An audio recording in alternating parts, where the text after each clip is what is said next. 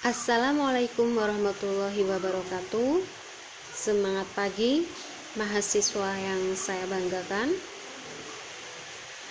Saya membuat video ini untuk mempermudah belajar kita selama perkuliahan kita dilaksanakan secara daring atau online selama masa pandemik ini.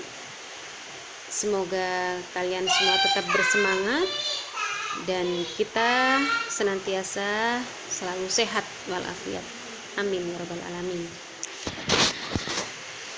Untuk video ini saya akan membahas tentang pemerolehan bahasa dan landasan pembelajaran bahasa Indonesia. Pemerolehan bahasa anak. Karena memang yang menerima bahasa terlebih dahulu itu dimulai dari anak-anak ya. Sejak kita bayi pun, sejak kita masih anak-anak, kita sebenarnya sudah belajar bahasa. Meskipun dimulai dari bahasa isyarat ataupun bahasa yang lainnya. Dimulai dari pengertian, pemerolehan dan pembelajaran bahasa anak. Kemudian yang kedua, tahap perkembangan pemerolehan bahasa anak. Dan yang ketiga, tahap perkembangan kognitif anak. Pengertian pemerolehan bahasa anak. Pemerolehan bahasa merupakan proses perolehan bahasa yang berlangsung di bawah sadar, di bawah ambang kesadaran. Jadi untuk pemerolehan bahasa ini sebenarnya kita itu belajar bahasa namun tidak kita sadari karena berada di luar kesadaran kita, ada di bawah sadar kita. Ketika kita masih kecil ataupun masih bayi itu sebenarnya kita tuh sudah belajar, hanya saja kenapa disebut pemerolehan karena kita belajarnya tidak secara formal gitu ya.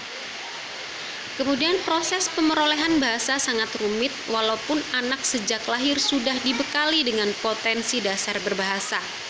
Potensi dasar itu harus diberi rangsangan dan pengembangan melalui interaksi dengan lingkungan sosial anak. Nah, rumit belajar bahasa itu. Kenapa? Karena sudah kita buktikan bahwa anak kecil belajar bahasa itu tidak cepat ya. Dimulai dari tahap meraban dulu ya, mereka belajar mengetahui dulu istilah-istilah ya. Mereka masih menerka-nerka ya. Sehingga di usia 2 hingga 3 tahun baru mereka sudah sedikit bisa berbahasa dengan jelas. Kemudian pemerolehan bahasa mempunyai permulaan yang mendadak atau tiba-tiba. Pemerolehan bahasa ikut tiba-tiba, tidak seperti pembelajaran bahasa. Jadi belajarnya tanpa kita sadari.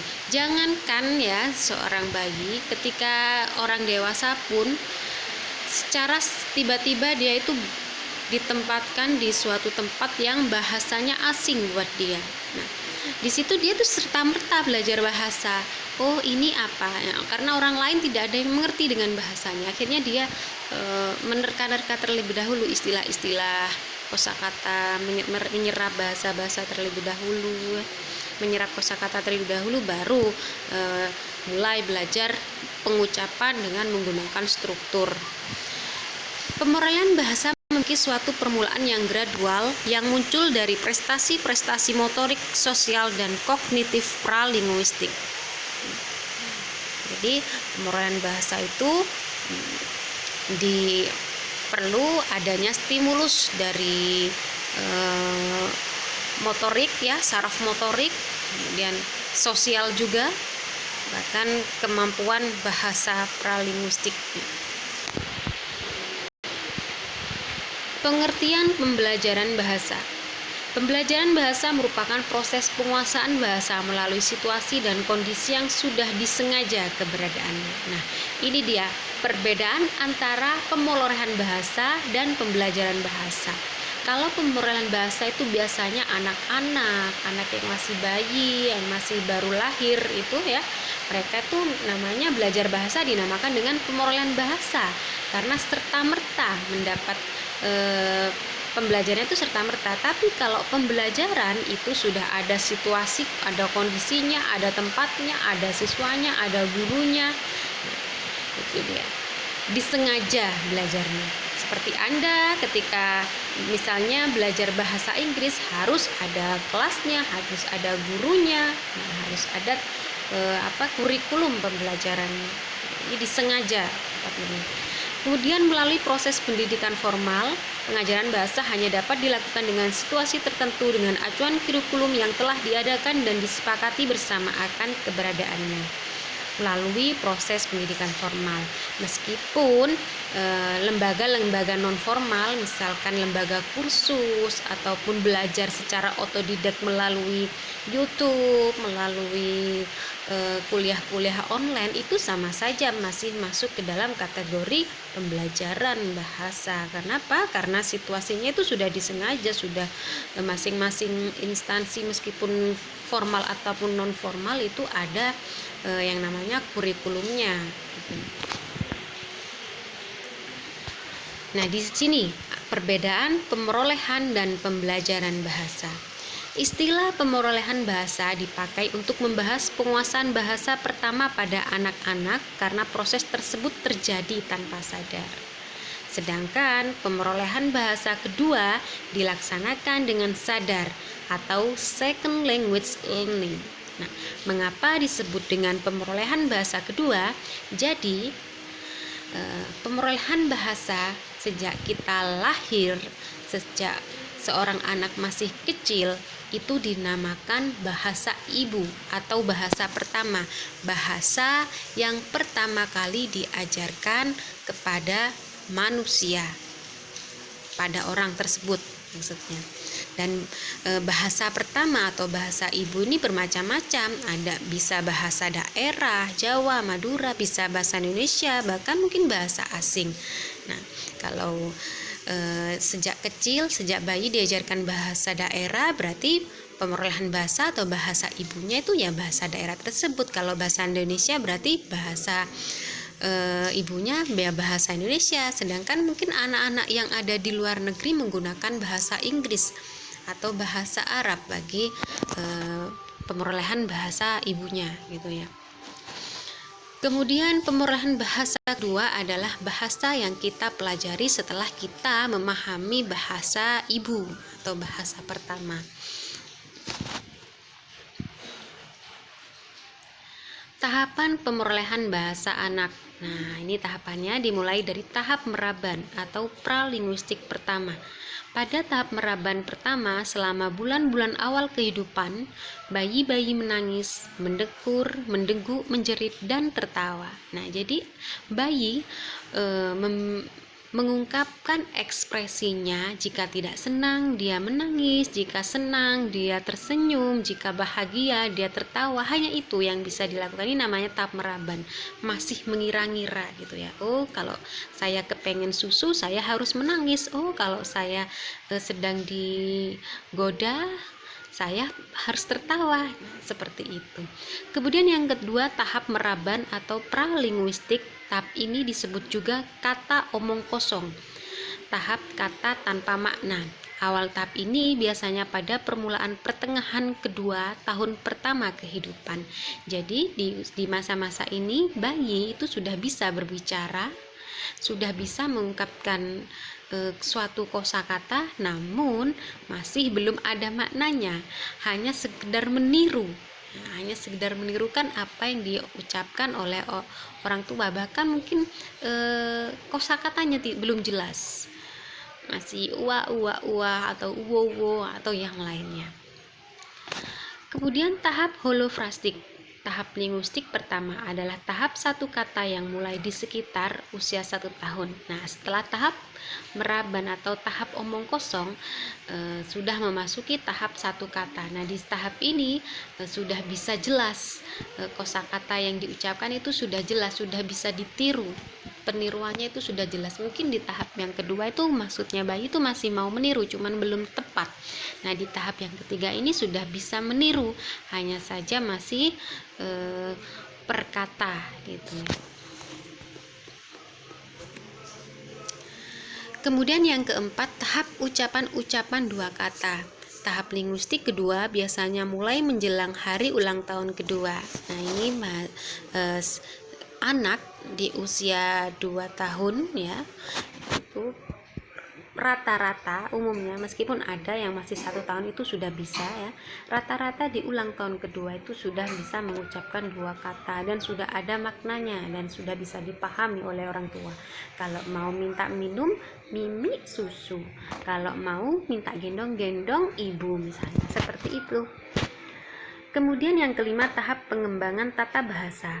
Tahap ini pada usia 2 tahun. Nah, ini tidak dipukul rata ya, ada yang lebih dari 2 tahun baru bisa mengembangkan tata bahasa, ada yang 2 tahun pas genap itu juga sudah bisa. Nah, ini dipukul rata secara umum saja. Di tahap ke-6 yaitu tahap tata bahasa menjelang dewasa. Tahap ini anak-anak mulai dengan struktur-struktur tata bahasa yang lebih rumit. Tahap ini dimulai sejak umur 2 sampai 3 tahun.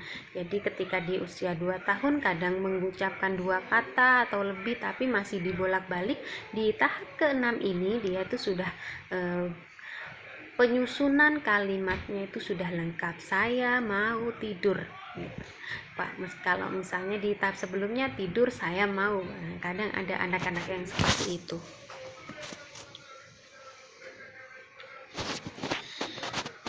Kemudian tahap perkembangan kognitif anak. Nah, kemampuan berbahasa anak. Tahap perkembangan kemampuan berbahasa anak itu dimulai dari tahap sensori motor 0 hingga 2 tahun.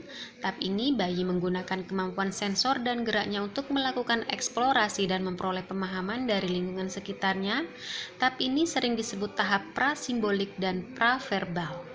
Kemudian yang kedua, tahap praoperasional di usia 2 hingga 7 tahun. Tahap ini anak-anak sudah dapat menggunakan simbol-simbol konsep dan ide yang sudah dipahami dari tahap sebelumnya.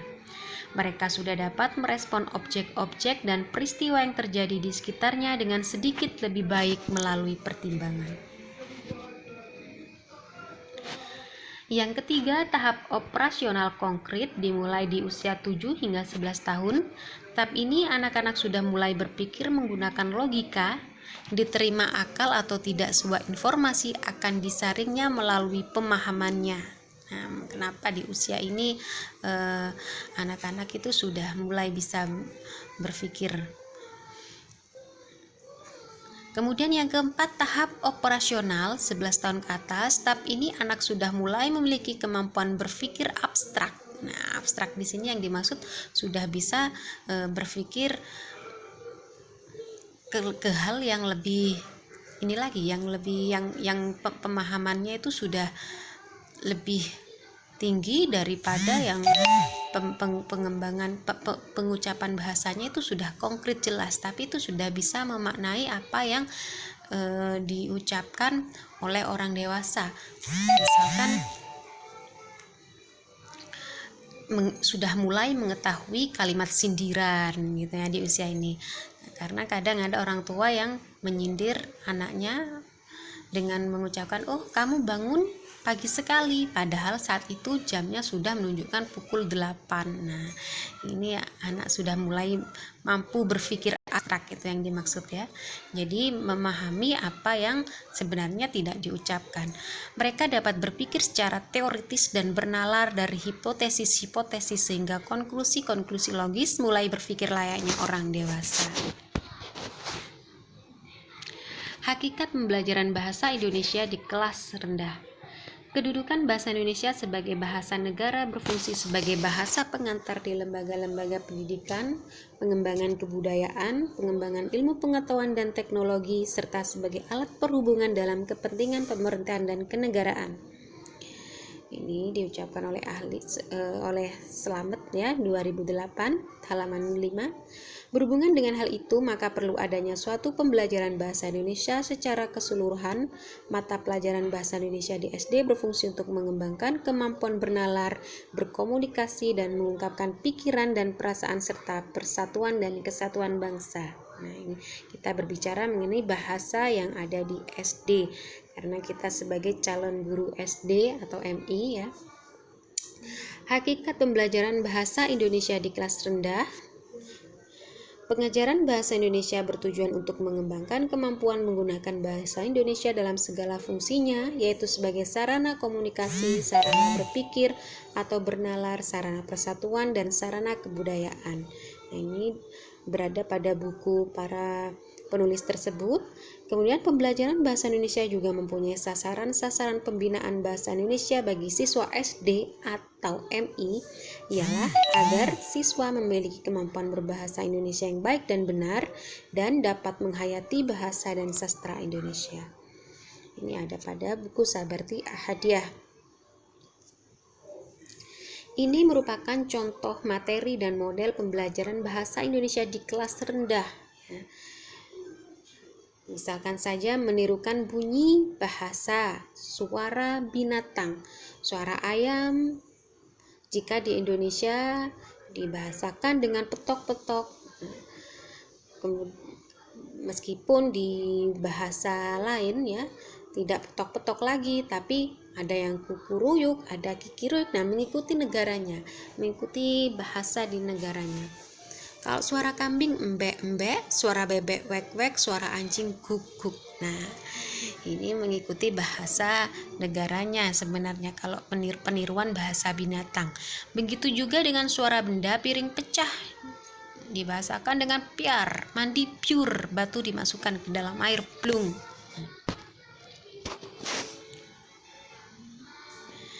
Ini juga contoh materi dan model pembelajaran bahasa Indonesia di kelas rendah. Misalkan menulis halus ya, menyalin atau menulis kalimat menggunakan huruf tegak bersambung. Nah, sejak di kelas rendah, di SD kelas 1 atau 2, siswa sudah mulai diajarkan menulis menggunakan huruf tegak bersambung. Misalkan menulis kalimat sapaan, selamat pagi, jawabannya selamat pagi, selamat siang, jawabannya selamat siang, sapaan selamat sore, jawabannya selamat sore, dan seterusnya.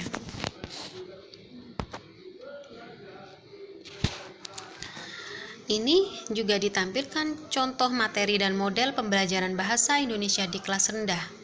Misalkan mendeskripsikan benda, yaitu menyebutkan ciri-ciri benda. Misalkan menyebutkan deskripsi sepatu, ya, ciri-cirinya sepatu seperti apa.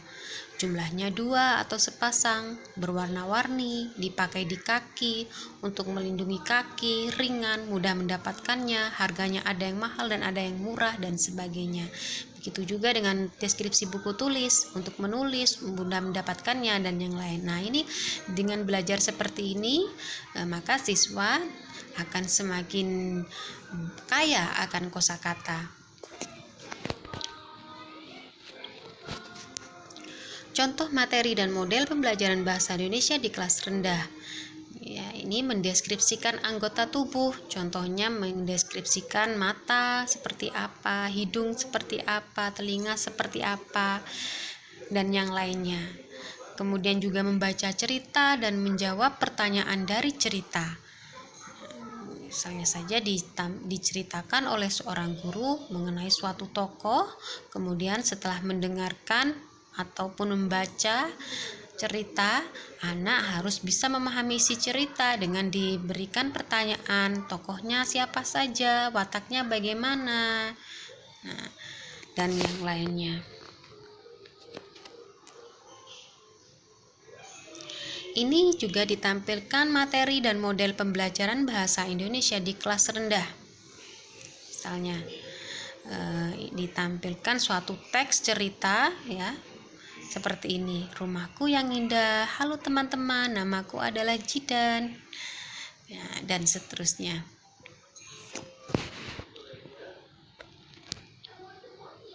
Setelah ditampilkan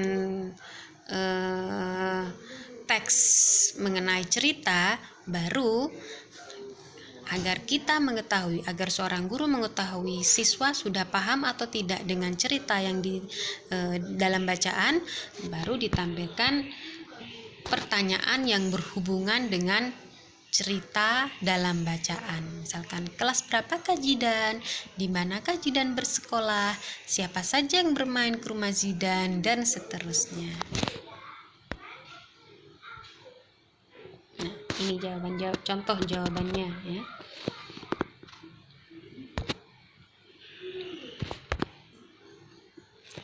Baik, dengan demikian sudah selesai materinya di video kali ini. Semoga bermanfaat untuk Anda dan kita semua tentunya. Tetap semangat dalam belajar. Wassalamualaikum warahmatullahi wabarakatuh.